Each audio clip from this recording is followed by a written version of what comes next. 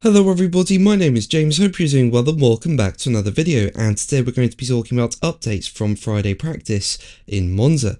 If you enjoy the video, make sure to leave a like and subscribe for more Formula 1 content. Also make sure to follow me on X at James's Pit Lane, I'll leave a link in the description, but let's jump straight into the video. So Friday practice was mixed in terms of results. You look at free practice 1 and it was Ferrari topping the timesheets. You had Lewis Hamilton going fastest and Charles Leclerc going P2, but then in free practice 2, you had Lando Norris in the McLaren topping the timesheets, although Charles Leclerc and Hamilton were not far away from Norris's fastest time. So while it looks like McLaren are still the favourites for this weekend, Ferrari do look strong so far around this circuit. In a way, it's not really a surprise. It's Ferrari's home Grand Prix, and we know the team have been really good in recent years at setting up the car for this track. This track is all about top-end speed due to the long straights on this circuit, and Ferrari have been very good at this. One thing to note is that conditions do look tricky out there. We saw drivers having snaps of oversteer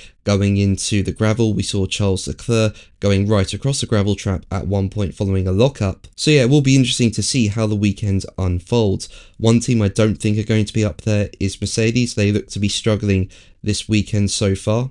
And on top of that, you had Kimi Antonelli getting beached in the gravel in free practice 2, while at the end of free practice 1, George Russell had an issue with his car. So yeah, not the best day for Mercedes. We'll see if they pick it up as the weekend goes on, but yeah, I don't think Mercedes are going to be up there. But I do think Williams will be. I did think Williams would be strong around this circuit, given this track is about top-end speed, and we know Williams are good at that. And while you had Carlos Sainz going third in free practice 1 and free practice 2. So I'm looking forward to see if Williams can hold on to this pace around this circuit. And speaking about it, Sainz said, as quoted by Racing News 365, "Honestly, in terms of lap time and performance, it's looking like an encouraging day. I think we seem to hit the ground running this morning with a good setup and a good balance that seemed to give us decent lap times. In terms of confidence, not quite up there.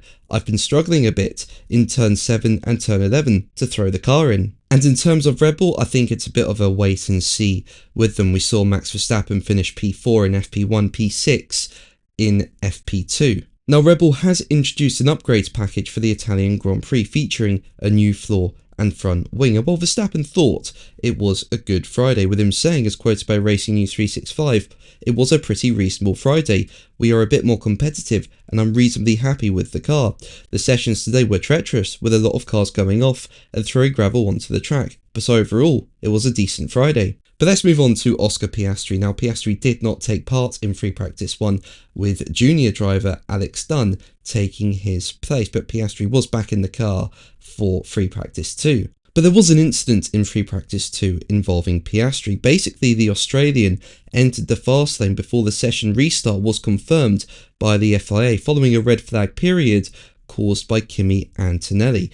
And if we remember back to the Bahrain Grand Prix, George Russell and Antonelli were given one-place grid penalties for the same infringement, but that took place during qualifying. This took place during practice. The incident involving Piastri was investigated by the stewards, and now McLaren have been given a reprimand for letting Piastri out of his garage too early during second practice. The stewards said in their verdict, car 81 was released from its garage at 17:30:50, whereas the restart of the session was confirmed by race control on the timing page 3 at 17:14:09, this clearly being in breach of item 22.2 of the race director's event notes. The team admitted during the hearing that they made a mistake as they reacted to the track clear message instead of reacting to the message indicating the restart time of the session.